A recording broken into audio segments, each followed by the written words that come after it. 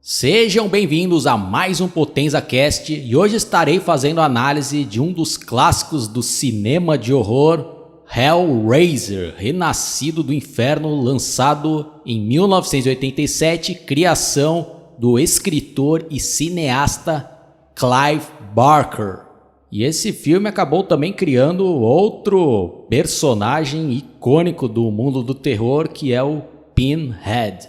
E como é de praxe, eu vou contar aqui como foi a primeira vez que eu assisti esse filme. Ao contrário das franquias A Hora do Pesadelo, Brinquedo Assassino, que eu assisti ainda quando eu era criança, ali no final dos anos 80, começo dos anos 90, esse Hellraiser eu só fui assisti-lo quando ele foi relançado em DVD ali no começo dos anos 2000. Então nessa ocasião eu já era adolescente. E eu lembro que eu achei o filme pesado, né? Não só pela violência, mas como pela temática, né? Aquela atmosfera demoníaca, né?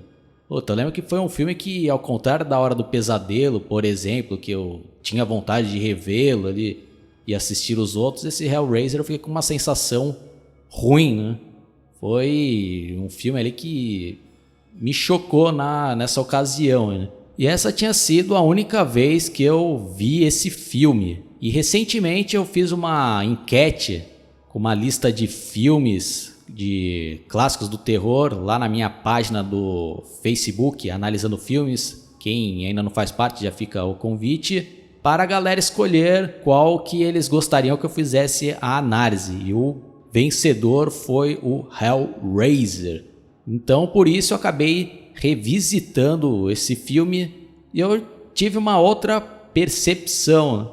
Isso que é o interessante, né? Como a fase ali que você assiste o filme acaba influenciando a sua experiência, né? Então quando você assiste ali um filme de terror, quando você é criança, você tem uma outra percepção de quando você assiste, quando você é adolescente ou quando é adulto. E sem contar que tudo acaba influenciando. Se você assiste esse filme especificamente com amigos e conversando durante o filme, você vai acabar se perdendo, né?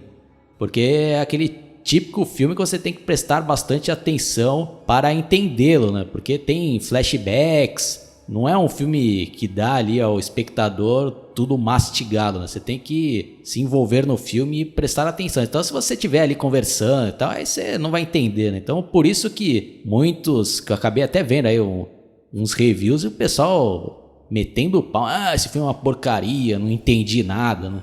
Então provavelmente não entendeu nada porque tava conversando, não tava prestando atenção, né? E pelo que eu pesquisei, a história desse filme saiu da mente do escritor Clive Barker, que primeiramente escreveu um livro e depois ele correu atrás para transformá-lo em um filme. Bom, antes de começar aqui a análise para valer, com spoilers e tudo, eu vou dar uma lida aqui na sinopse do VHS que eu li quando criança e fiquei com medo e não tive coragem de assisti-lo, que diz aqui o seguinte, ó. Num quarto de sótão nos arredores de Londres, Frank Calton está prestes a descobrir o inferno, no sentido literal da palavra. Ele tem em seu poder uma misteriosa caixa enigmática, cuja lenda diz que, se aberta, sairão delas espíritos que darão o máximo de prazer e êxtases sexuais. Frank abre a caixa e descobre que os espíritos não trazem prazer, e sim a dor mais insuportável que existe. Frank é torturado e finalmente começa-lhe a cair pedaços do seu corpo. Passam-se algum tempo e o irmão mais velho de Frank, Larry, e sua esposa Julia e a filha de Larry de um casamento anterior chamada Kirsty mudam-se para casa. Julia relembra sua breve e apaixonada aventura amorosa que teve com seu cunhado Frank e sente que naquela casa ocorreu algo muito estranho. Julia está no sótão, onde encontra apenas uma aterradora sobra de Frank, uma sombra viva no meio da escuridão. E é impressionante que nessa sinopse os caras já faziam quase que um resumo inteiro do filme, né? Então é isso daí, quem ainda não assistiu o filme, pare por aqui, assista, depois volte, porque agora vai começar os spoilers e eu vou fazer uma espécie de resumo aqui para comentar as cenas mais aterrorizadoras e as que mais me chamaram a atenção. Bom, o filme começa mostrando esse personagem Frank, aparentemente ali em algum país do Oriente Médio, comprando esse cubo, e depois já corta ali para uma cena, ele numa espécie de sótão, fazendo um ritual ali, ele meio que ajoelhado, cheio de velas a seu redor, e ele vai tentando abrir esse cubo, né? E quando ele consegue, já sai ali de dentro umas correntes ali parece uns anzol ali, né? Puta, já gruda na cara do cara e já puxa ali, aí abre ali as portas de uma outra dimensão e aparece pela primeira vez os Cenobites, liderados pelo Pinhead e outros seres, um mais monstruoso do que o outro. Putz, aí vai torturando o cara e essas correntes ali, olha a ideia, né? Pô, com uns ganchos ali, vai puxando a pele do cara todo e estoura, né? Putz, depois vai juntando ali os pedaços das peles ali. E muito bem feito, né? Os efeitos práticos aí nos anos 80 eram de tirar o chapéu. E esse filme aí, tão bem convincentes e asquerosos, né? Aí o próprio Pinhead pega o cubo e fecha ele e a dimensão some, né? Incluindo o Frank, some ali tudo, né? Aí na sequência somos apresentados a outros dois personagens, o irmão mais velho do Frank e a esposa, que estavam visitando essa mesma casa que o Frank tinha feito esse tal ritual, e ele estava com os planos de se mudar para lá, mas a esposa dele não estava curtindo, porque a casa era bem velha, e provavelmente devia ser a herança ali, né, da família do Frank ali, né, e do irmão, né. Aí eles vão lá num quarto, num muquifo ali, caindo aos pedaços ali, cheio de barato e tal, né. Aí ela vê ali alguns pertences do Frank, né? E o irmão dele fala, acho que o Frank teve por aqui, mas ninguém sabe onde ele tá, né? Provavelmente ele já deu no pé, né? Que era um cara que provavelmente não parava quieto, né? Ia ser envolvido com várias confusões e o cara acho que não podia parar, né, em nenhum lugar. Bom, enfim, né?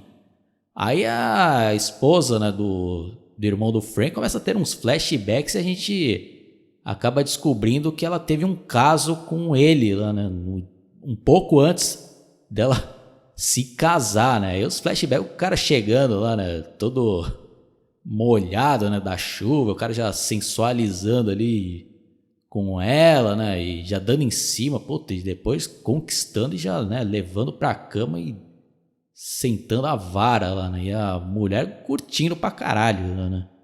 Putz, aí dá pra ver que é um cara, né, bem violento, um cara adepto ao sexo brutal ali, né?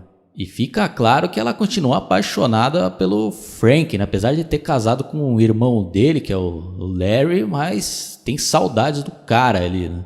Bom, aí ela acaba aceitando se mudar pra lá e a gente também conhece posteriormente a filha desse Larry do primeiro casamento e que não gosta da madrasta. Tem toda essa rivalidade entre as duas, sem contar que ela não quer mais morar com o pai e a madrasta, então tá arrumando ali um quarto para morar.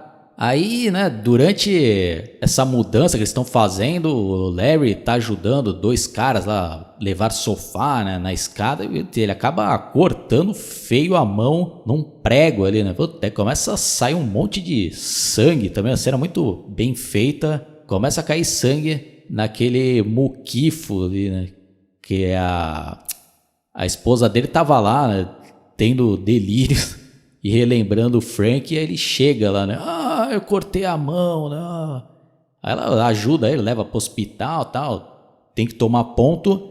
Putz, aí o sangue acaba sendo drenado ali pelo piso. E a gente começa a ver ali que está sendo formado um corpo humano, né? Todo putrefado, mas estava, né? E depois a gente vai ver que era o Frank. Não explicam como, né? Mas o sangue acabou ressuscitando ele dessa maneira, né? Aí tem ali um encontro, né, dessa parte putrefada do Frank com a esposa lá do Larry, e ela, né, a princípio fica morrendo de medo. Ele, não, não se assuste, sou eu, o Frank. Ah, você não é o Frank? Não, sim, sou eu, né? Ah, o sangue do seu marido, tá, acabou me ressuscitando. Putz, ela, eu preciso de mais sangue, né?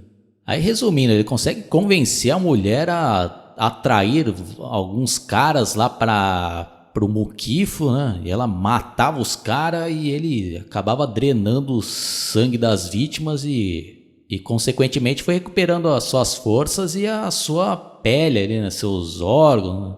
E a cena da primeira vítima foi muito bem feita, né? Muito bem filmado, né? Ela indo lá num bar, né? Bebendo sozinha e chegando um cara, né? E ela dando brecha pro cara chegar nela e atrai o cara lá pra casa, né? E muito bem feita essa cena, né? Bastante suspense e a gente fica apreensivo, né? Até ela levar o cara lá pro muquifo e depois dar uma martelada na cabeça do cara ali, né? Você vê o nível dessa mulher que também provavelmente devia ter traço ali de uma psicopata, né? Pra se sujeitar a fazer isso, né? E sem contar que ela estava totalmente nas mãos desse Frank, né? A mulher estava totalmente fascinada pelo cara e morria de saudade. E quando viu essa oportunidade de trazê-lo de volta à vida para, né, conseguir satisfazer seus prazeres sexuais que só ele conseguia, né, daquela maneira doentia. Então, né, pô, tem um filme, se for parar pra ver, é pesado, né? Aí dando uma adiantada, né? Em determinado momento do filme, a filha do Larry acaba pegando no flagra a madrasta levando um cara lá pra casa deles. E ela entra escondida ali para ver o que estava realmente acontecendo.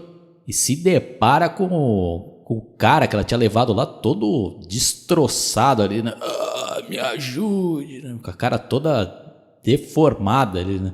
Aí na sequência aparece o Frank, naquela versão ainda monstruosa, puxa o cara. Ah, calma, né? Eu sou seu tio. Né? Puta, ela terrorizada ali, sem entender nada. Ah, não sei o quê. Puta, aí depois de um embate ali, ela ainda pega o cubo mágico e foge, né?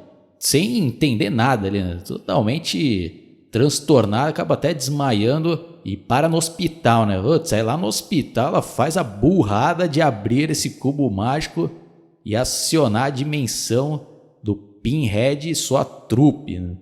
E os efeitos especiais muito bem feitos, né? Os cenários, a iluminação da outra dimensão, muito bem feito, né? O labirinto, aquela criatura gigante que também aparece, tudo feito ali na raça, né? Nada de CGI, né? Estou sempre falando isso, mas é porque eu sou fã dos efeitos práticos, né? Convencem bem mais, né? Aí tem a parte ali que um dos capangas do Pinhead pega a moça lá, põe os dedos dentro da boca lá e vai empurrando ela na parede. E o Pinhead, você chamou a gente. Ela, não, foi sem querer. Não sei o que, tentando explicar. Ele, não chore, não adianta chorar, né?